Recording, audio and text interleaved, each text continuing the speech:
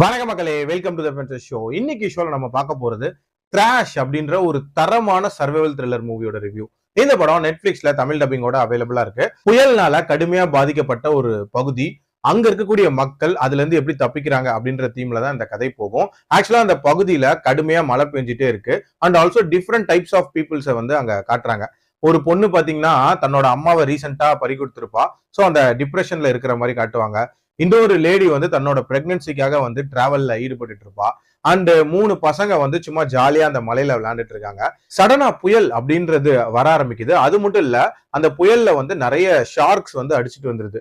So தண்ணிக்குள்ள காலை வச்சாலே கண்டம் பண்றதுக்கு அந்த ஷார்க்ஸ் ரெடியா இருக்கு. சோ இந்த புயல் ஷார்க்ஸ் கிட்ட இருந்தெல்லாம் இவங்கள யார் தப்பிச்சா டுவர்ட்ஸ் எண்ட் என்ன ஆகுதுன்றதா அந்த படத்தோட கதை.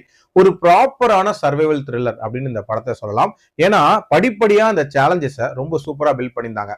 ஃபர்ஸ்ட் அந்த தண்ணியில இருந்து எஸ்கேப் ஆகணும். சோ அதுவே ஒரு பெரிய கஷ்டம் அப்படின்ற மாதிரி காட்டியிருப்பாங்க. நீச்சல் அடிச்சாது எப்படியாவது மீட்கலாம் அப்படின்னு பார்த்தா தண்ணிக்குள்ள காலை வச்சாலே இந்த சுறா மீன்கள் வந்து கடிச்சு கொதருது அப்படின்னு சொல்லலாம். சோ இப்போ இந்த சுறாக்கள் கிட்ட இருந்து எப்படி தப்பிக்க போறாங்க அப்படின்ற ஒரு சேலஞ்சை பில்ட் பண்ணிருப்பாங்க. இது பார்த்தாம ஒரு பிரெக்னெண்டா இருக்கக்கூடிய லேடி வேற இருக்காங்க. சோ அவங்கள வந்து எப்படி காப்பாத்துறது, அதுவும் குழந்தையோட எப்படி காப்பாத்துறது, இந்த மாதிரி ஏகப்பட்ட சேலஞ்சஸ் அப்படின்றத சூப்பரா பில்ட் பண்ணிருக்காங்க. மேக்கிங் வைஸ் ரொம்பவே நல்லா இருந்துச்சு. அதுவும் அந்த ஷார்க் அட்டாக் சீன்ஸ் அப்படின்றதெல்லாம் வந்து ரொம்பவே நீட்டா எடுத்திருந்தாங்க.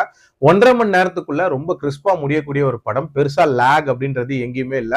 ஒரு மாதிரி இன்ட்ரெஸ்டிங்கான ஒரு வாட்சா தான் இருந்துச்சு.